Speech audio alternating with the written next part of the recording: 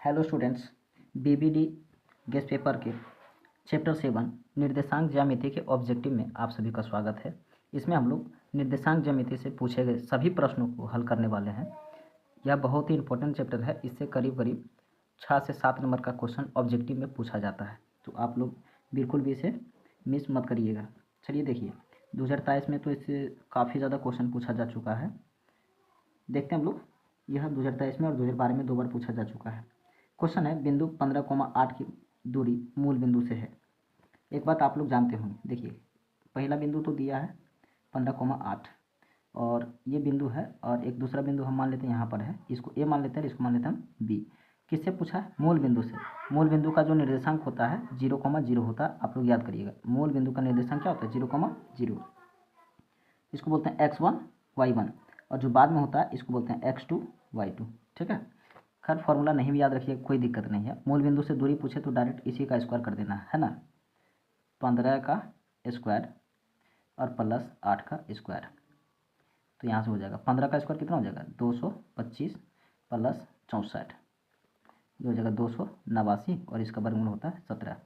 यहाँ पर फॉर्मूला का यूज नहीं भी करेंगे, डायरेक्ट क्वेश्चन बनेगा, क्योंकि जीरो में जोड़िए या घटाइए कोई प्रभाव पड़ने वाला नहीं है। ऑप्शन सी इसका सही आंसर है। क्वेश्चन नंबर दूसरा है, वाई अक्ष से बिंदु 13,15 की दूरी है। किससे पूछा है? देखिए किसी भी बिंदु का निर्देशांक x, y होता है ना, और यहाँ दिया है क्या? 13,15। तो y अक्ष से दूरी, तो y का मान 15 है, लेकिन दूरी पूछा है, कितना हो जाएगा? आंसर 13 हो जाएगा। 15 आप लोग गलती से भी नहीं करिएगा। y का मान 15 है, तो y से दूर जब जाएंगे तो किधर चला जाएंगे? 13 की तरफ। ठीक है, चलिए अगला क्वेश्चन देखते हैं हम लोग, 3 नंबर का। तीसरा सवाल है, बिंदुओं a cos थीटा, 0 तथा 0, a sin थीटा के बीच की दूरी क्या होगी? a cos थीटा, 0, यह बिंदु 1 हो गया। चलिए दूसरा बिंदु को हम यहाँ मान लेते हैं, इसको 1 बोल देते हैं, इसको b। यहाँ पर दिया 0, a sin थीटा। ठीक है, इसको बोल देते हैं x1, और ये हो जाएगा y1, ये हो जाएगा x2, और ये हो जाएगा y2। दूरी सूत्र हम लोग जानते हैं। दूरी सूत्र क्या फॉर्मूला?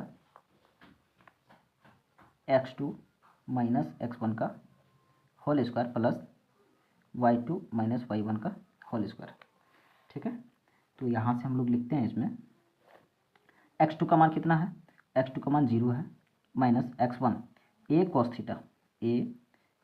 थीटा, इसका क्या हो जाएगा? होल स्क्वायर प्लस y2 का मान कितना है? a sin थीटा हो गया, और माइनस y1 का मान कितना है? y1 का मान 0 है, इसका हो जाएगा होल स्क्वायर। अब यहाँ से ये हो जाएगा, 0 में से a cos थीटा को घटाएंगे तो माइनस a cos थीटा, और इसका क्या हो जाएगा? स्क्वायर, और a sin थीटा में से 0 को घटाएंगे तो ये हो जाएगा a sin थीटा का होल स्क्वायर। अब इसको क्या करेंगे? देखिए माइनस का स्क्वायर तो प्लस हो जाएगा, ये हो जाएगा a स्क्वायर और कोस स्क्वायर थीटा, प्लस ये हो जाएगा a square sine square theta. अब हम क्या करते हैं ना, देखिए यहाँ भी a स्क्वायर, यहाँ भी a स्क्वायर, तो a स्क्वायर को कर लेते हैं कॉमन, तो यहाँ हो जाएगा कोस square theta plus sign square theta. अब यहाँ उसको नीचे लिखते हैं, a स्क्वायर ब्रैकेट का मतलब क्या होता है? गुना, sine square theta plus cos square theta क्या होता है? इसका मान 1 होता है, तो ये हो गया root under a square, square से रूट खत्म हो जाएगा, तो क्या बचेगा? a इकाई। तो इसका आंसर हो जाएगा a इकाई। कहाँ पर है? ऑप्शन ए में देखिए a इकाई दिया है। ठीक है, चलिए अगला क्वेश्चन, यहाँ पर AP का क्वेश्चन दे दिया है, 6, 9, 12 का सार अंतर। देखिए 6 से हो गया 9, कितना बढ़ा? 3, फिर 9 में 3 जोड़ेंगे 12, तो इसका आंसर कितना हो जाएगा? 3 हो जाएगा। बढ़ते जा रहा है इसलिए प्लस 3 होगा। अगला क्वेश्चन है 8, 5, 2 डॉट डॉट डॉट का 40वां पद। बनाते हैं इसको।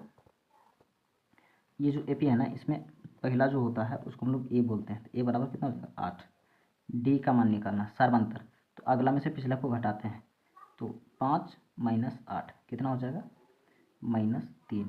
ठीक, और 40वां पद मतलब कि n का मान कितना दिया है? 40। हम लोग फॉर्मूला जानते हैं ना, an बराबर क्या होता है? a प्लस यहाँ जितना होगा ना उससे 1 कम, यानी n है तो n-1 इंटू डी। तो हमें निकालना क्या है? 40वां पद a 40, तो a 40 का फॉर्मूला हो जाएगा a प्लस 40 से कम कितना होता है? 39d। a 40 बराबर a प्लस 39d। तो ए 40 बराबर ए का मान कितना है 8 प्लस 39 इंटू डी का मान कितना है -3। तो ए 40 बराबर 8 प्लस गुने माइनस करेंगे तो माइनस 9 3 27 3 3 9 2 11। अब देखिए 117 में से 8 घटाना पड़ेगा, है ना, तो संख्या माइनस में आएगा। 117 में से 8 घटा देंगे तो 109, -109 कौन सा ऑप्शन है, ऑप्शन बी। अगला क्वेश्चन देखिए, इसमें एपी का कुछ क्वेश्चन डाल दिया है, तो देख लेते हैं इसको भी। 11 15 19 का कौन सा पद 51 है। देखिए यहाँ पर हम लोग ए का मान कितना लिखेंगे, जो शुरू में होता है वो ए का मान होता है। ए का मान कितना हो जाएगा 11, ठीक है। डी का मान कितना हो जाएगा, तो अगला पद में से पिछला को माइनस कर दीजिए, मतलब आगे से पीछे को घटा दीजिए। तो 15 में से 11 को माइनस करेंगे, कितना आ जाएगा 4। अब बोल रहा है कि कौन सा पद 51 है, यानी अंतिम में 51 आ जाएगा। ए एन मतलब अंतिम, अंतिम में कितना आ जाएगा 51। तो हमें तो पता ही नहीं कि कौन सा पद 51 होगा, क्योंकि ए एन बराबर क्या होता है A plus N minus 1 into D. तो यहाँ पर ए एन का मान कितना दिया है 51 बराबर ए का मान 11 प्लस एन का मान हमें पता नहीं है -1 इंटू डी का मान निकालें कितना आया 4। अब यहाँ से हो जाएगा 51, ये प्लस में 11 इधर आकर के -11 हो जाएगा, इक्वल टू एन -1 और गुने में 4। अब यहाँ माइनस करते हैं, 1 में से 1 जाएगा तो 0, 5 में से 1 जाएगा तो 4 बराबर n -1 और गुने में कितना है 4। या 4 गुना में इधर जाएगा तो भाग में होगा, तो यहीं से भाग लगा देते हैं। 4 दें 40, यहाँ से होगा 10। ये माइनस का जो 1 है ना 10 की तरफ आकर के +1 हो जाएगा इक्वल टू n। तो यहाँ से हम लोगों को n का मान कितना आ जाएगा 11, यानी कि 11वां पद जो होगा इसका 51 होगा। कौन सा ऑप्शन है, ऑप्शन सी। अगला क्वेश्चन है, सरल रेखा x बराबर 2 एवं y बराबर 3 का प्रतिच्छेदी बिंदु क्या होगा।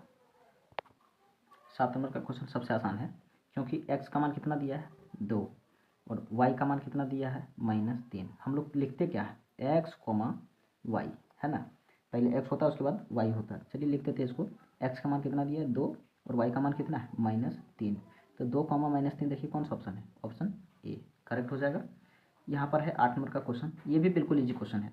13 और 17 का समांतर माध्य है। माध्य का मतलब क्या होता है, जितनी संख्या दी हुई है उसको जोड़ करके अब भाग लगा देना। तो क्या वो संख्या 1 2 2 से भाग लग जाएगा। 13 और 17 जोड़ेंगे तो कितना हो जाएगा 30/2। तो आंसर कितना आ जाएगा 15। बहुत ही आसान क्वेश्चन है, लेकिन सारे विद्यार्थी इसको छोड़ करके आते हैं, क्योंकि समांतर माध्य नाम का चैप्टर इसमें पढ़ाया ही नहीं जाता है ना। चलिए अगला क्वेश्चन, वाई अक्ष से दूरी, इसको बोलते हैं एक्स, इसको क्या बोलते हैं वाई। तो वाई से दूर जाना हमको, जब वाई से दूर जाएंगे तो आंसर कितना होगा 3। तो इसका आंसर 3 हो जाएगा।